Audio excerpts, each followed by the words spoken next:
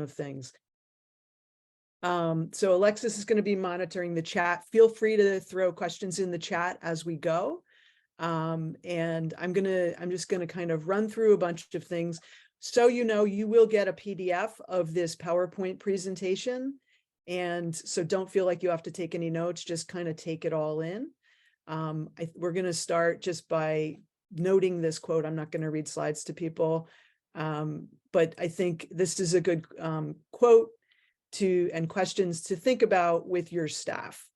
We've already seen, as of yesterday, I was poking around, I found some ads for prompt engineers who are going to make upwards of $200 an hour. So jobs are changing. Things are changing rapidly. Here's our agenda. I'm going to just jump right in. So my first time, and this is about ChatGPT, I don't know what you were thinking about. Back in November when ChatGPT first came out, I'm not an early adapter normally, or adopter. And so in November, I just was like, yeah, whatever. And then people kept telling me about chat. I think February, I finally, joined to take a peek at it.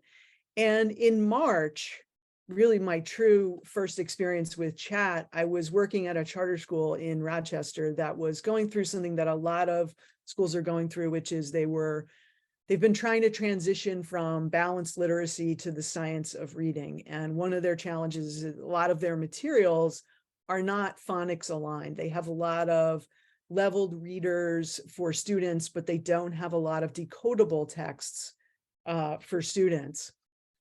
And as a result, they didn't have enough materials when we started using phonics more avidly when I came in to consult with them.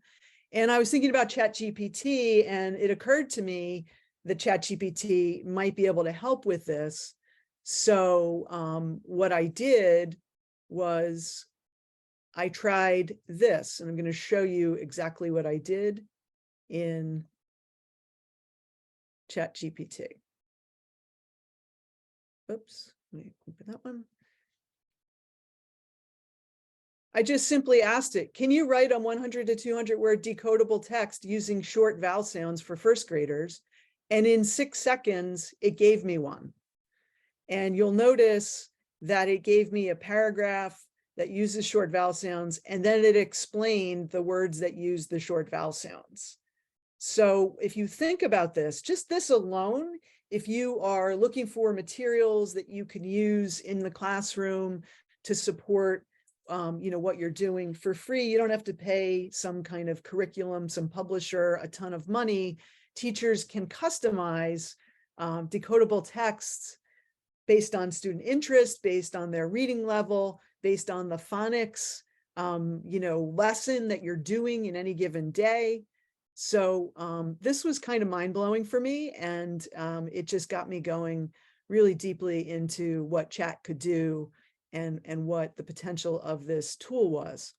So I probably should have warned you, if you haven't already signed up for ChatGPT, please don't try to do it right now because you're going to miss some of the presentation. But okay, so I say ChatGPT asterisk because there are now at least 3 other major chatbots at play in this field that you might also find equally useful to various degrees.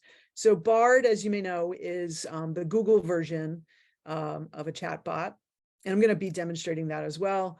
Bing, however, with Bing, they prefer that you use the Microsoft Edge browser. I can't stand Bing, honestly, because it's just too busy. It's like, what's Jennifer Aniston doing now? And it's like really crazy.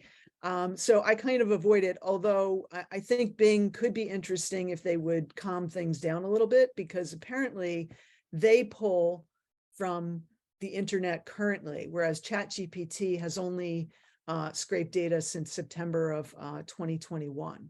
So Bing, in theory, could be more up to date, but it's just like kind of crazy to use. Conmigo, which I will also show you in a moment, is more of a super tutor, but it uses the 4.0 version of ChatGPT. So let's get right into how it can save you time, because that's a huge priority. And I've highlighted three ways that I'm going to demonstrate right now, but you'll see a list. This is a very, very short list. There are literally dozens and dozens of ways it can save you time. And I've had conversations with friends about this, and people are like, oh, I don't have time to look at ChatGPT right now. I was talking to a friend who's a nonprofit executive about this, and I don't have time. I've got to write this thing. It's going to take me an hour. And I said, just humor me. On the spot, she joined ChatGPT, and she was trying to craft a very delicate email response to somebody about something. That's all I'll say. She put it into ChatGPT, and it drafted something within 30 seconds that she was able to use and tweak. So, communications, it's really going to support you with communications. And in terms of risk management, oops, sorry about that. Let me just, in terms of risk management, just here's an example with regard to field trips. Sorry, let me just, I'm juggling a few different screens here. 1 second.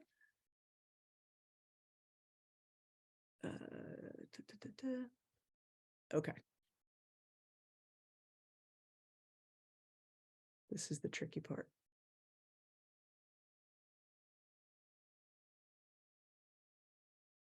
All right.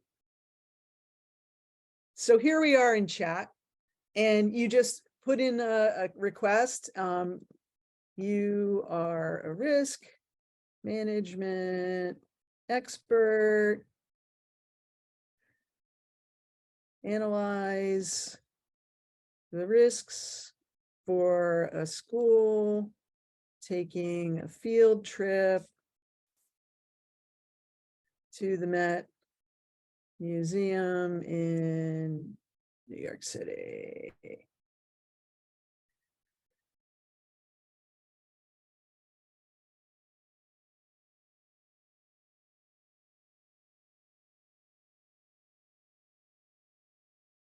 So I'm doing this in real time, just so you get the idea. I mean, I already did this quest, and I have it saved.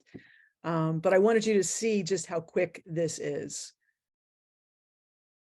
Think about, somebody's job it was to kind of think about risk management. And in some cases, we don't even spend the time thinking about all the details, because we're like, I don't have time for this, too much is happening, right? One of the things you'll notice is sometimes it will freeze up. This is the free version. Apparently the 4.0 version doesn't freeze up, but if it froze up for more than a few seconds, I would say, please continue, and then it would keep going.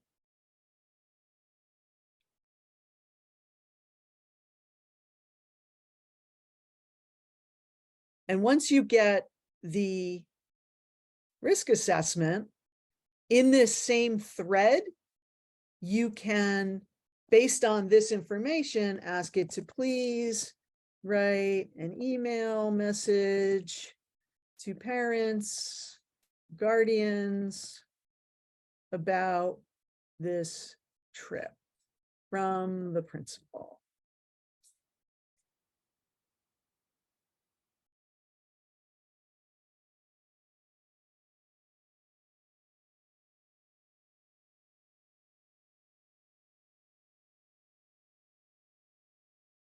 Now, the prompt that I used was very short and very simple. In a moment, I'm going to give you some more thoughts about prompt engineering. This is really how you craft your prompts will determine to a large degree what you get out of this. I mean, inputs definitely determine outputs here. Sometimes it's hard to think of every single thing that's going to come up as you are trying to craft a prompt. The good news is, while you're in a thread like this, and this is true for Chat and Bard and Conmigo, it remembers everything that you've just been talking about. So it will build on that. So if you want to probe it for things that you forgot to say in the first prompt, you can definitely do that. Okay, so that is just one example. In terms of policy documents, right? So one of the things that you really need to think about here is, this is already happening, right? And as I said earlier, with that quote, right? You're not going to be replaced. You're going to be by AI. You're going to be replaced by ideally, hopefully, another human who's using AI. Hopefully, not totally replaced by AI. So knowing how to use AI is something that our students really have to think about. And as leaders, we need to train teachers. Teachers need to know what to do with students around that. So you're going to need to think about what your policies are going to be versus all these different things. And you can, in the interest of time, I'm not going to do it, but you can put in, hey, chat, like, what policies should we be thinking about regarding the implementation of AI? And you will get an outline and you can go from there. Let's move on to how to save teachers time. So, again, this becomes very mind-blowing for teachers. If you want to build rubrics, if you want to build lesson plans, mini lessons, exemplars and non-exemplars, it just speeds things up dramatically for teachers. Again, you can put into chat, I'm going to use Bard for the next one, just to demonstrate a different tool. You can, by the way, can you still see my PowerPoint, Alexis? Yeah, okay. I know sometimes when you switch things. No, sorry, not the PowerPoint, just the chat screen. Oh, okay. Yeah. Sorry, I have to remember to stop sharing and reshare again. So this is the slide I was just talking about. So you'll see this when you get the PDF. I'm going to switch back to Bard. So over to Bard so you can see how Bard looks. It's very similar to ChatGPT. It has some different pros and cons.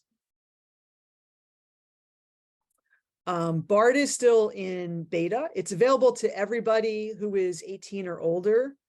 I was just asking Bard how to see previous activity, because with chat, as you can see from the left-hand side of my chat screen, it gives you all of the previous searches that you've had, and you can click on them and you can see different things that you've previously done.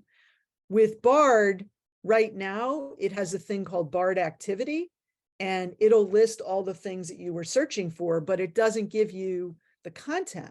So I said, I figured, let me just ask Bard, like, how can I view my previous activity? And it said very helpfully, oh, go to the Bard website, which I'm on, and click on the menu icon in the top left corner of the page and see Bard Activity. Well, I can see that, but it doesn't give me what I want, right? And then I was like, wait, clarification. How can I see my previous posts? And then it says you can use the history tab in the Bard website. It's in the top right-hand corner of your page. Well, it's not. So I wrote, there's no history tab. And then they're like, yeah, you're correct. The Bard website is still under development. And eventually it will be there. So I just want to point out to you that this is something to keep in mind, is that these things sometimes give you inaccurate information, sometimes they give you incomplete information, and then when you call them on it, they're like, yeah, sorry about that.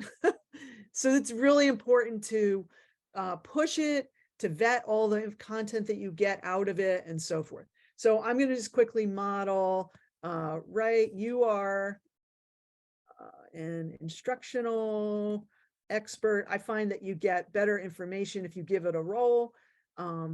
Create a rubric for an essay on the lightning thief.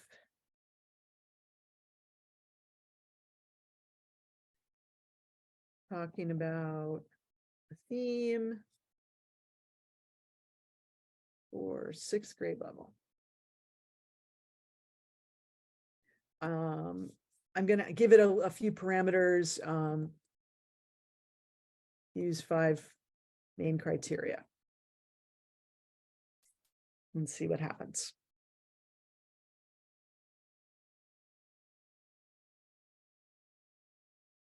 Okay, so that's a start, right? That's a pretty good quick start. And if I had an essay to drop in here, I could drop the essay in here, all right, and have it score the essay. In fact, I do have an essay, so let me just pull it out real quick.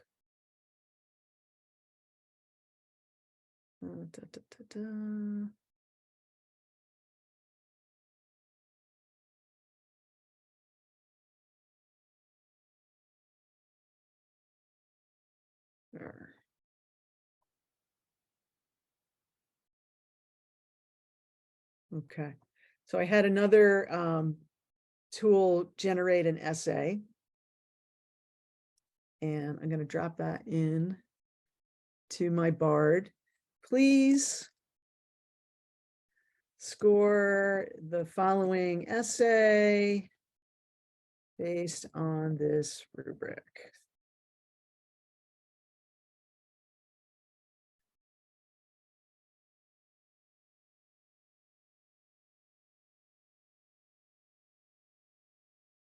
Okay.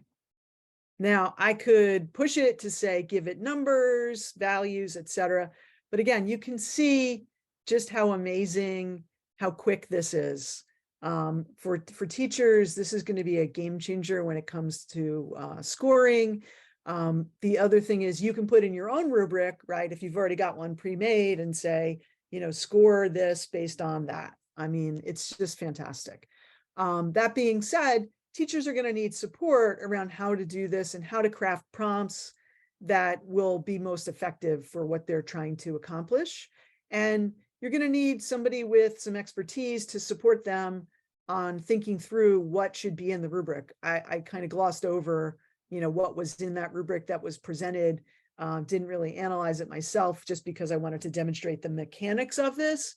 But you want to make sure that, this is where you can spend good quality coaching time with your staff, ensuring that their materials are really precise to the needs of your students, right?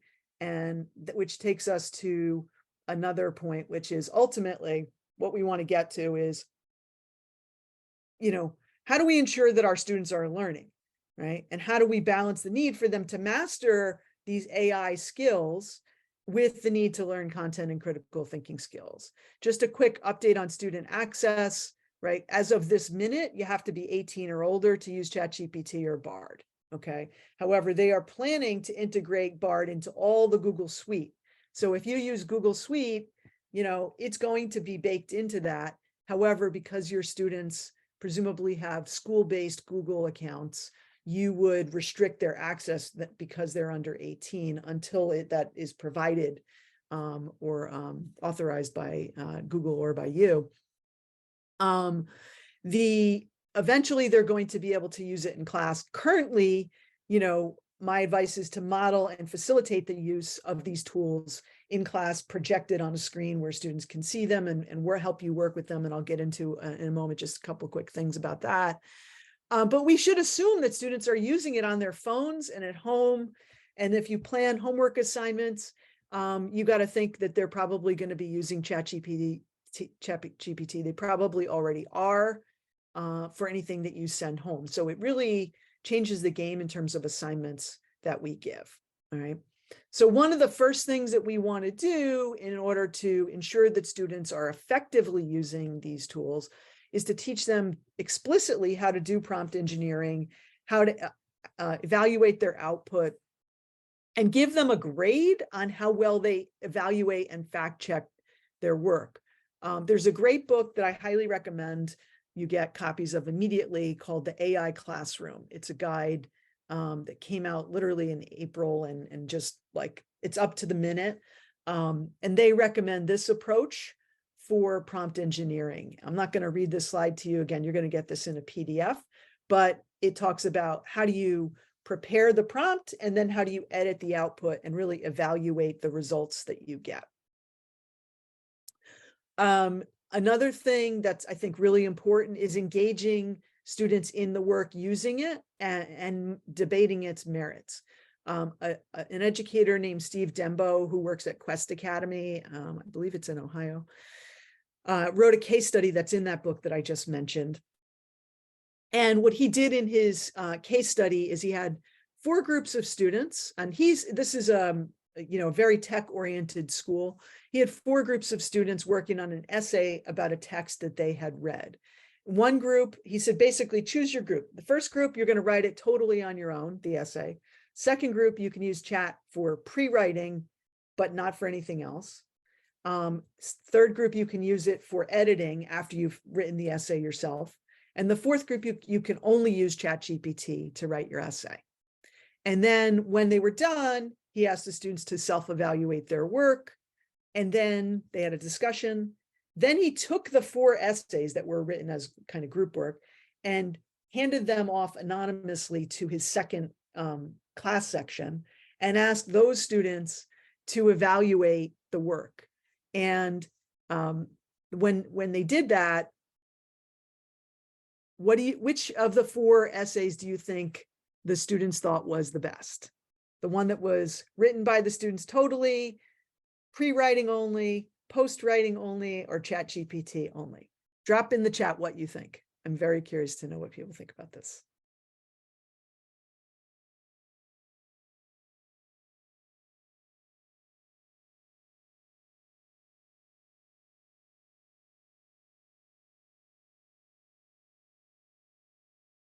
Yeah, interesting. Okay. Well, actually, the answer was the one written totally by the students. And so what he found was the kids who used ChatGPT were much less, were much less engaged because they were just sort of like, yeah, here you go. I don't have to do anything. Chat will do everything. I don't really care about this. So when they self-evaluated, they weren't really thoughtful about it. The students who used it for pre-writing did find it helpful. The students who used it for post-writing were the most annoyed with it because they wrote their essay and then they put it into chat, and I think maybe their prompt wasn't very good. Maybe they said, can you make this better? And chat was like, sure. And it rewrote the whole thing. And they were so aggravated. So possibly if they knew more about prompting, they could have just fixed their typos instead of having their whole essay rewritten by a machine. But nonetheless, these are things to keep in mind. Now, I dropped a link in that slide. Steve Denbo was on, there was a week of AI conference, and you can find the YouTube videos of all the participants if you really want to geek out on this stuff. But Steve Denbo's presentation was really informative and interesting. He talks about this case study amongst many other things. I really recommend watching his. It was about an hour long. Definitely worth looking at. These are just a few quick ideas. I have a ton of ideas about how to use this in the classroom, but another one that I really recommend is based on really effective writing instruction, right? When you want to do writing instruction effectively, one of the things you want to do is use exemplars and non-exemplars. And in the course of consulting since 2007, I've worked with many, many teachers who say, yeah, I know I need to use exemplars. I just don't have time to make them. Well, ChatGPT and Bard can generate exemplars just like crazy. And you can customize them. You can be really specific about them. And it's super helpful. Having shown you a little bit about how ChatGPT works, I think you can just take my word for it since we're short on time. But you can, create charts where you have exemplars, non-exemplars, and ask students, what do you notice that's different? And get them to build their understanding of what effective writing looks like. And Chat and Bard are going to enable students or teachers rather to create these materials just like that. It's going to really speed things up and enable them to differentiate and customize so much more. Speaking of differentiation, there are a few other tools that I want to mention. Chat Forefront is really a variation on chat where you can converse with famous people, or you can create personas and go back and forth with them. I mentioned Bard already. Diffit is really amazing. And if you haven't seen it yet, let me just show you very quickly what Diffit does. It is...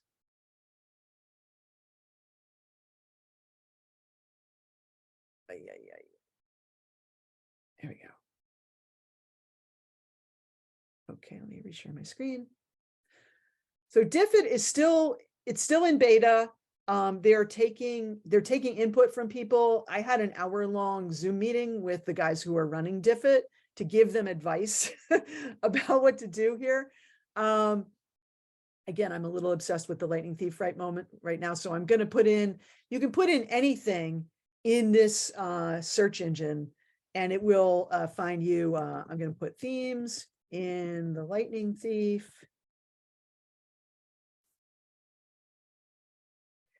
and it will take a moment to generate something for us.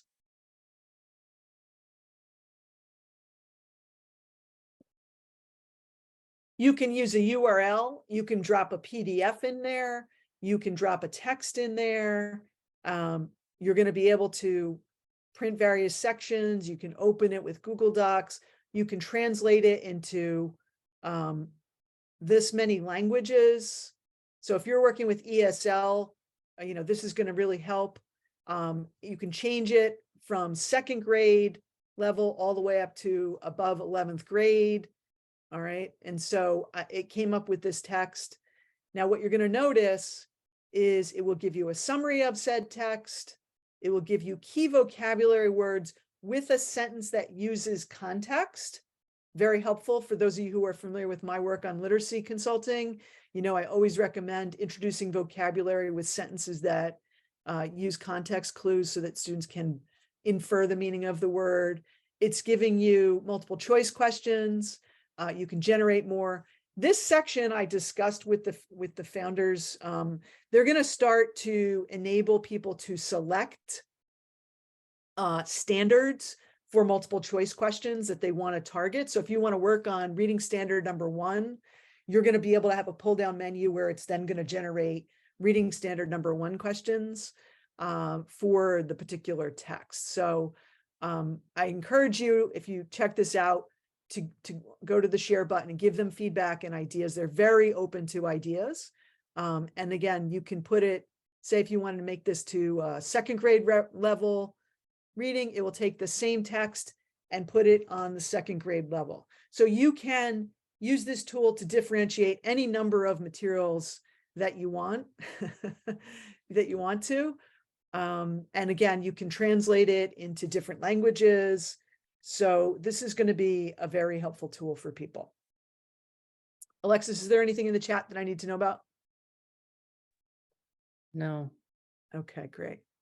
All right, we're almost there. All right. Let's see.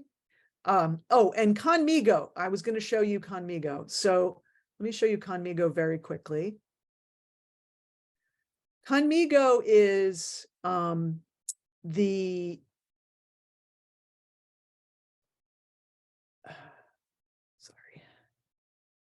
hard time. There we go. Okay. Is Khan Academy's super tutor. And you have to sign up to get access. It takes a few days at this point. They're still in beta. You have to pay $20 a month as a donation to get this access. I'm not sure what they're going to do about pricing or when it's going to go live going forward, how that's going to be affected. But what I want to show you really quickly down the side left here under activities, they have stuff for teachers, not just for students. All right. For learners, if you have students who want to write college admissions essays, you can go there for students and it's like, I'll help you brainstorm. And I went through this as just a recalcitrant student and I was saying things like, I don't know, no. And it just kept asking me questions to get me to write my essay. It would really wear students down and get them to write their essay. So that's something to keep in mind. Create a humanities lesson plan under teachers. All right. So I just want to show you, you could go in ChatGPT and say, hey, can you create a lesson plan? Lesson plan. I'm going to say 6th grade. Let's stay on the topic of the lightning thief. Themes. And let's see what it comes up with.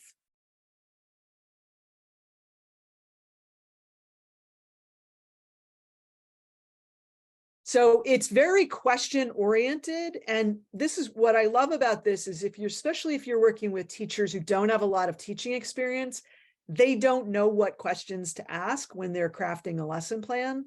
And so this is going to help them think it through. I'm going to say, I'm not sure, and see what it does.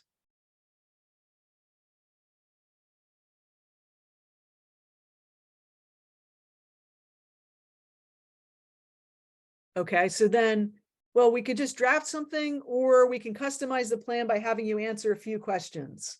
Which option would you prefer? I'm going to say B. So they're going to give me some questions. Now, you know, if you have teachers who are writing lesson plans that don't have really strong objectives, or forget to put the standards in, or forget, you know, these things, this is going to help remind them and keep them on point, but it's going to move through it very quickly. Okay. So I'm going to give it how to infer theme in the novel, and see what it says.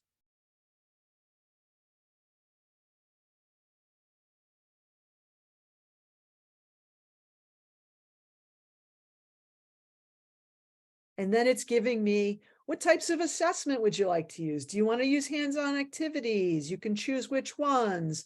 Do you want the students to work independently, collaboratively, or both? Again, these are all things that teachers should be thinking about. They may not even know what questions to ask. All right. So I know we're really short on time, and so I can't keep going with that, but at least gives you a taste of what you might get out of Conmigo just for very short little bits. Just in terms of thinking about planning for implementation, my website, the Literacy Cookbook, has an entire page devoted to AI tips, curated everything that I'm learning and that I'm sharing with people on that website. A lot of really helpful links and tools, so I encourage you to check that out. And I will drop that link in the chat in a moment. Definitely recommend getting the book, The AI Classroom. I would strongly urge you to form an AI task force or committee to build a plan, create your policy document sooner than later. It can always evolve, but you've got to get something started.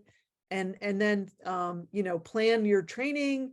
You can't wait until the school year starts and then sort of say, oh, gee, what are we going to do now, right? The more you can get ahead of this, the better. And, you know, keep parents involved. Teachers, I think, are going to be very excited about this once they see how much time it's going to save them and make some of their more kind of monotonous, rudimentary work much easier. Some PD options. I have a few suggestions on this slide, as you'll see when you get to the PDF. There's tons more that we can be doing with folks. So just highly recommend that you consider that. And here's my contact information on the last slide if you want to reach out to me for anything.